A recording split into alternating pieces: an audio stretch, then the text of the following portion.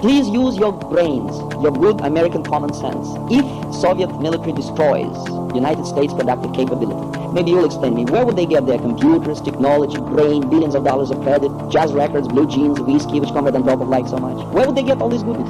Okay, from Australia maybe. The main objective of communist movement is to slowly change the pattern of your society, slowly and painlessly. Meanwhile, they want to preserve your productive capability. If they are being reduced, well, maybe it's too bad, but basically they want to maintain all the juices of your society. It's simply substituting the form of the government and structure of your economical system, that's all. The main objective of Soviet KGB is not to convince you that Marxism and Leninism is better. This type of idiocy appeals only to Martin Luther King's, Jesse Jackson's, and some political science professors. The main objective is slowly, painlessly turn you from an open society, which you are now, and it's open, you can love it or leave it, to a closed society, carbon copy of Soviet socialism. Why? Why would KGB want you to be similar to my society? You ever thought about it? No, of course, because your media doesn't explain it. Alright, I'll explain it. The reason for trying that is to merge into one global system. And you cannot join your society with my society overnight because they are incompatible. They do not match. Imagine if we join together right now for the sake of peace, equality, progress, whatever. Tomorrow Ronald Reagan says, my dear fellow Americans, from now on we are one country. You know what will happen? What will happen? Huh? Some Russians may enjoy it. They will defect to your country and disappear, as I said, in liquor stores. But you may not enjoy it when you see a tank in your backyard, when your cars will be nationalized and your children put in a military uniform, put in the formation, and I bet you will become very emotional. But it is possible to merge our two societies slowly by introducing this type of system which I described on page 18 in my booklet, and I hope some of you picked up the diagram on the table, which is called subversion process. By mistake it is entitled disinformation process, which is similar, of course. This is what happens. I reproduce this diagram graphically in a condensed abstract form.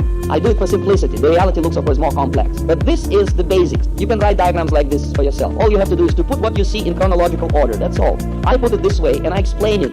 What I was learning from the Soviet instructors for 6 years in Moscow. Open society is yours. Closed is mine. We try to turn you into closed one to merge, right? They never make any secrets about it. And believe me, some of your elitist groups do the same. They also are talking about interdependent world economy, one world government. If you think I'm crazy, go to library, subscribe to a magazine which is called Foreign Affairs, published by Council on Foreign Relations. Or read the magazine which is entitled Trialogue, published by Trilateral Commission. Read the books by Brzezinski. They openly, cynically admit that yes, their goal is interdependent, one global village, as Carl Sagan calls it. And of course, they don't explain you that probably millions, billions of people wouldn't mind to live in one world system if it were your system. Believe me, 270 Russians would mind to live in a free market capitalist system and have a form of government which is a republic, like yours. Sure, they would like to do that. But the trick is, they want one global village, which is ruled by benevolent bureaucrats and scientists, doctors, Kissingers, Jane Fonda, Daniel Ellsberg, maybe Walter Mondale. They will redistribute the wealth by force, naturally, okay? They will legislate equality and all other beautiful things. This is the trick. How to do it? Simple. We don't have to infiltrate agents into your governmental offices, and it is impossible, but we can infiltrate ideas into your minds through your media, through your educational system, through entertainment industry, through music even, Beatles, Schmittles, whoever. We, drop by drop, put poison into your minds. On this diagram, I select only one such idea, which is called egalitarianism. It is not new. It has not been invented by Russians, communists, or KGB. It is as old as mankind itself. No, not as old as mankind itself. Actually, the formulation of this egalitarian idea goes all the way back, I would say, French Revolution, when a group of intellectuals, who call themselves Illuminatis, decided that it is easier to control society if I convince all of you that you are equal. Meanwhile, I hope you realize that people are unequal. They never were equal. And God forbid they'll ever be. Some people are always tall, curly, and dumb. Others are short, bald, and smart. There's nothing like equality. If we presume that we are created by God, if God is creator of such complexity as universe, probably wouldn't be a big deal for God to create us all equal, like ball bearings in the factories, or like ants, or cockroaches, or fishes. No! These little forms of life are equal. Mankind is not. Never was. Even fingerprints are different. Ask your policeman. Billions of people populate this planet. No two identical fingerprints. Isn't it interesting? Each one is unequal and unique. And the Illuminatis understood it perfectly well. They were intelligent people. Why they invented this nonsense? Simple. To control. It is easier to control people when they are equal and demand equal things. It is impossible to control society if you remain unequal and independently minded.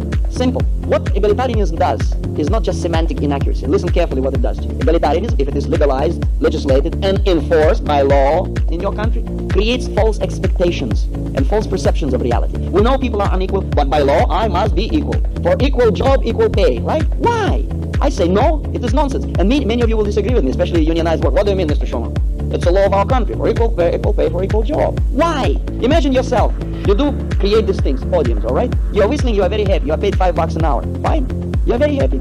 Sun is shining. The moment you realize that the same podium is created by next door unionized neighbor for $12 an hour, what do you feel? Huh? I'm happy, right? Have you ever heard about any American who wants to be equal with someone who has one popsicle less? No, you want to be equal with someone who has more, naturally. Now please explain to a dumb Russian like me, what is behind the equality in the minds of million people? What is the motivation, sentiment? What is the driving force of equality? Huh? What? Greed. Envy and greed. Something that in any civilization, through the history of mankind, in any holy scripture, is described as destructive side of human nature. Don't be greedy, don't envy. If you're happy with $5, be happy. You don't need 12. No, we want to be equal, alright? Greed is the main negative side of human nature. Greed, ignorance, fear, egocentrism, all these things are the breeding ground for communist ideas. Greed. 6,000 years ago, Moses came down from the mountain and says, "Thou shalt not desire property of thy unionized neighbor." Huh? No? Well, 2,000 years ago, basically saying message from Jesus Christ, don't be greedy. You are temporary tenant on this planet. You cannot take all these goodies to wherever you go, alright? Now we want to be 20 cents equal. And if we are not paid this 20 cents an hour more, we walk out to strike. If I'm a nurse, I leave patients to die for lousy 20 cents an hour more. If I'm an electrician in New York City, like it happened 3 years ago, for lousy 30 cents an hour more, I leave city without power. 5 kids frozen to death. Poor children, of course, because rich kids don't freeze us, you know. For lousy 50 cents an hour more, okay, $1 more. If I'm a truck driver, I shoot another truck driver because he wants to work and I want to bum around. I'm on strike. Are you that cruel? Are you that broke? Do you that desperately need of 20 cents an hour more? In a super productive nation like yours, you're getting obsessed about these trifles. You are the most generous nation on earth. For the 200 years of your history, you're always helping other people. But this is what's screwing up your minds. Égalité, fraternité, et liberté. False ideas. Artificially created, artificially, forcefully introduced by your media, by your public education school. KGB has only to encourage this, that's all. They're not after your secrets. They're after your minds. This is what it does to you. False expectations, when they clash with reality, they create discontent and productivity goes down. Unproductive nation creates inflation, unemployment, recession, and many other unpleasant things. Of course, if government prints more money, this is another contributing factor for inflation. Economical problems lead to social unrest, instability, and radicalism, naturally, because people become impatient. They want radical solutions. Radicalism leads to power struggle. Power struggle leads to replacement of the social-political structure. Through revolution, civil war, or invasion, you're simply being absorbed by a neighboring state, like it happens in Asia, Africa, and Latin America. The result, if that pattern goes according to communist plan, is always the same, closed society. Just the opposite, carbon copy of my society. Now we can merge. This is what any nation can do to itself. This is what you can see on your televisions. This is what you never see on your televisions. On the other side of the diagram, 4 stages of subversion. Why? So that you will never stop going from open to closed society. Even if you change your mind halfway, even if you realize that equality is not important, no, we force you all the way down. How? First stage, demoralization, 20 years. Enough number of years to educate one generation of your students exposed to ideas of your enemy. Second stage, destabilization, 5 years. Third stage, crisis, change of the political structure. And the last one, normalization. That lasts forever. Lifetime of your children, grandchildren, and grand-grandchildren. And that's free. And if you read this diagram carefully, if you're not that stingy to buy my booklet for $5, you can realize that media occupies only one speck, only one line in this diagram. They are being controlled by the big money. They are following the orders. They are being paid for what they're doing. Not because they're dumb. Well, some of them are ignorant, yes, but not all of them. No? But if you misbehave in a network like ABC, you will be out in 2 days. If they describe what I'm saying to you in positive terms, they will lose their job. This is why they're lying to you. This is why they call you democracy, whereby you are knowing perfectly well that you are a republic. This is why they invent all kind of garbage, such as redistribution of wealth, forgetting that your president, Abraham Lincoln, said you cannot make poor people happy by robbing the rich, but you can make them happy by allowing them to work and enjoy fruits of their labor. Don't tax them to death, they'll be happy. Don't patronize blacks by giving them welfare checks. Respect them by giving them jobs, by feeling confident, constructive, accentuate the positive. You remember that song?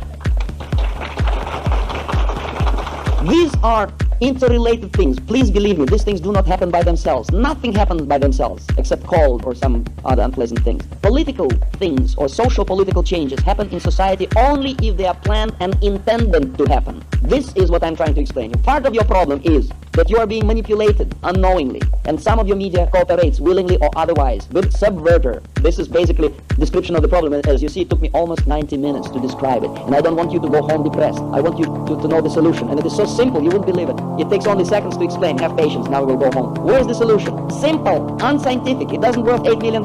It costs only $5. You know what is the solution? If you don't want to be demoralized by the subverter, all you have to do is to stay moral. That's all. Don't change. Don't crash the social progress. Bring prayer back to school. Don't crash after. Try to understand that the demoralization, the most heavy, the most long process, which is incorporated in subversion, may become irreversible once you educate majority of your young people. They grow up firmly believing that Ronald Reagan is responsible to clean environment, and no, he's not responsible to keep defense on the top level. No, whereby reality is just the opposite. Ronald Reagan is responsible to protect you from outside enemies, and if a Pentagon wants a $200 hammer, they must have that toy. Ronald Reagan and the federal government has no business to clean your air. Look in your own constitution. Process of demoralization. If you don't want to be demoralized and screwed up by your professors of political science who learn, as I showed on the picture, from the KGB, all you have to do is to stubbornly abide by the basic moral principles of your society, which are incorporated into your constitution right here. Your basic rights. I don't have to explain you that the difference between your society and mine is basic. Your rights to live, pursue happiness, and be free is granted to you by God. Even if you don't believe in God. Alright, suppose you believe firmly that your grandfathers were monkeys. Fine. But isn't it nice to wake up tomorrow morning and know firmly well that your right to live is given to you by someone you cannot re-elect? It's right here. No, you allow the deceitful idiots of your educational system and your mass media to convince your children that their rights do not come from God at all. They come from nice, smiling politicians, from civil rights movements, from Martin Luther King's, Jesse Jackson's, Walter Mondale's, Geraldine Ferraro's, Ayatollah Khomeini's, Daniel Ortega's, whoever. Like in my country, 66 million people lost their right to live because that right was given to him by Comrade Stalin, not by God. God doesn't exist. All you have to do to be immune against subversion is to stay moral. Even if you are destabilized, there is a